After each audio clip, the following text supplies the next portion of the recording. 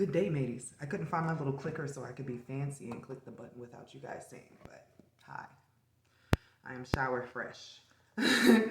I am going to be sporadically adding content, guys. And, oh, you can see, that's my little backdrop. I hate that. No!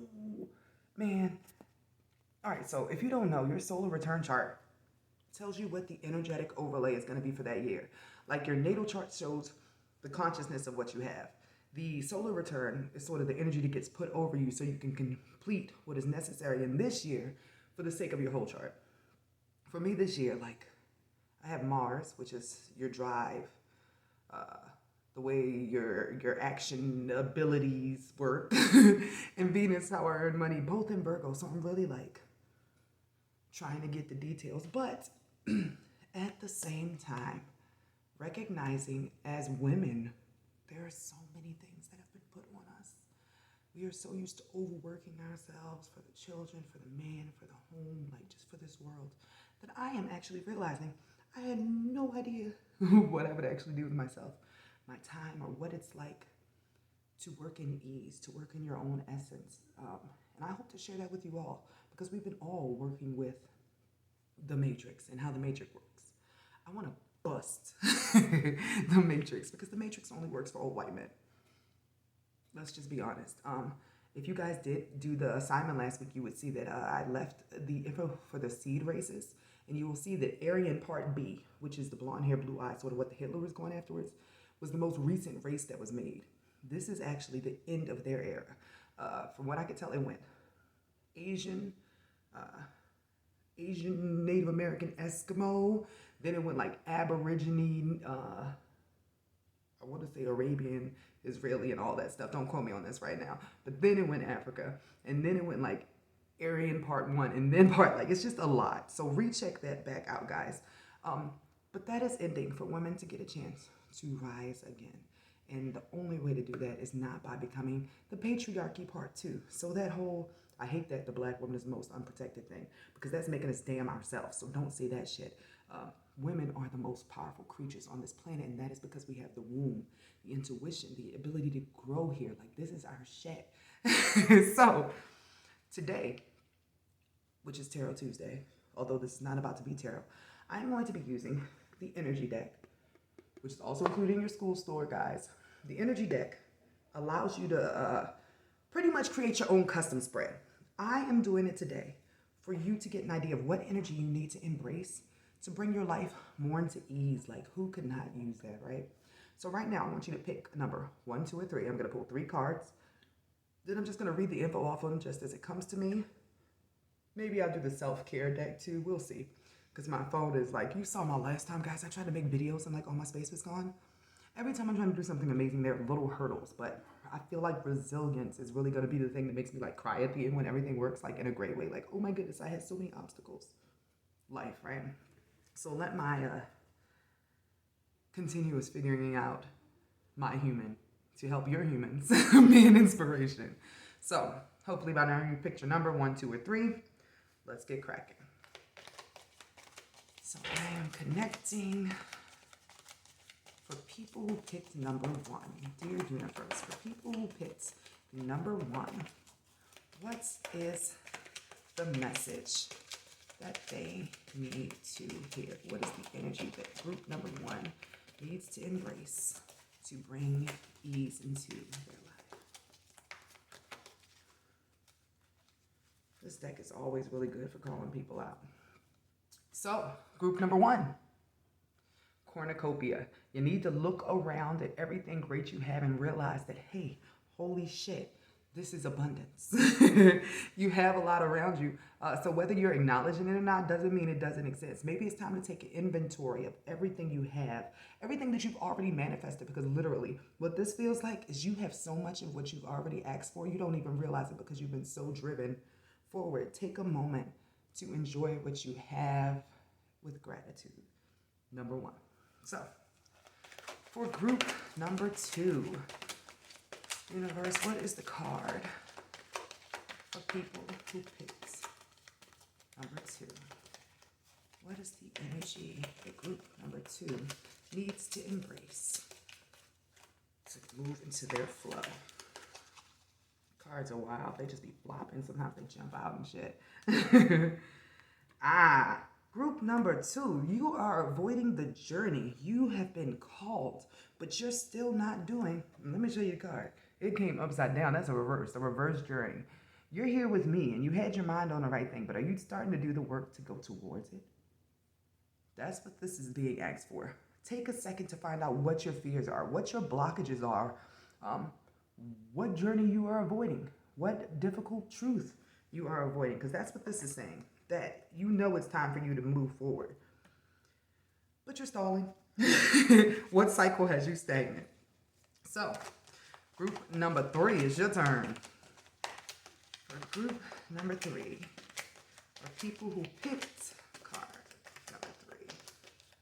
What is the message for group 3 people to integrate?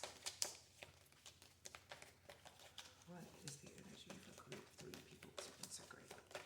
I love how all these energies were so different. So please give me your feedback and let me know if it called you out, because I'm always interested with how this works with these groups. It does work, but it's just like, wow, shit. So, group number 3, you also got reverse. But this is saying there's some shadow work that needs to be done. There's some stuff that needs to be pulled up. Some heartbreak, some inner child healing, some trauma, some pain from past relationships. There is something in you that is hurt that you are not acknowledging, and it is pulling you off of your course. Possibly unbeknownst to you, or you just trying not to see it, or maybe you might even know it and you haven't picked yourself up from the heartache, but you don't have to pick yourself up yet. You need to investigate, like, what was the purpose? Like, this can even happen with your parents. There's a purpose for why you ended up with them, because there's a lesson to what you learned. Something like, even when you've been burned, after the scar heals, you took like something from that, because you'll never do it the same way again, or you'll be able to spot that behavior if it comes up. So if you are in group 3 and there is some heartache that is still blocking you, take time to see the lesson from it after you allow yourself to like sort of leak the pain out. Let yourself be with yourself and your emotions.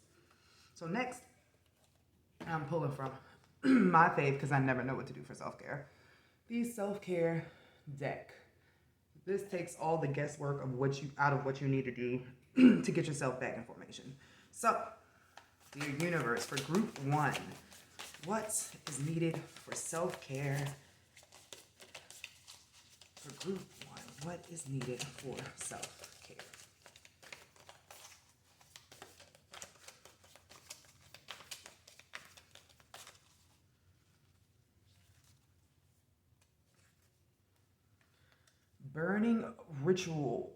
Burning bowl ritual. So this is letting go of anything that is not letting you see what you are grateful for. Anything that is no longer serving. Maybe so you can even see your manifestations a bit better. This is like cutting the weeds out of your grass. So what you do with the burning bowl ritual is you gather all your crystals and your incense, if you have that sort of stuff.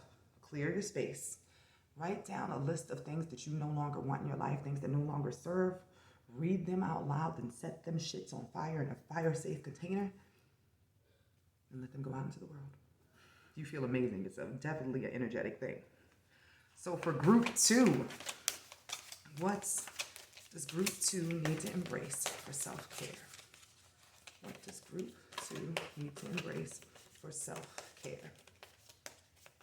What does group 2 need to embrace for self-care?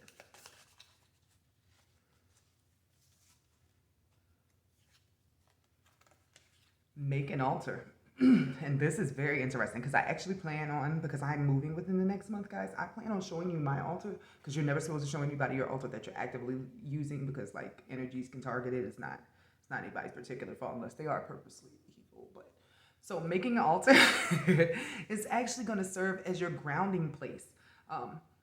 Start with the 4 elements: water, fire, I use incense, or Apollo, dirt for earth, rock, and then I'm like, hold on, what is the last? Air. Sometimes I use incense for air too. I'm like, what do you use for air? Fire. I'm like, what the hell? Why did I forget all my elements? But make sure you have the 4 elements on your altar for grounding. It doesn't have to be an ancestral altar to start or anything like that. It can be a place for you to recharge. But that'll help you gain clarity on your journey, because remember, group 2 was the people who were off course on their journey. You need a grounding space. You need a space where you can tap in. Think of this as your battery charger. So for group 3, what is the energy they need to embrace? What do they need to do for self-care in group 3? What do they need to do for self-care in group 3?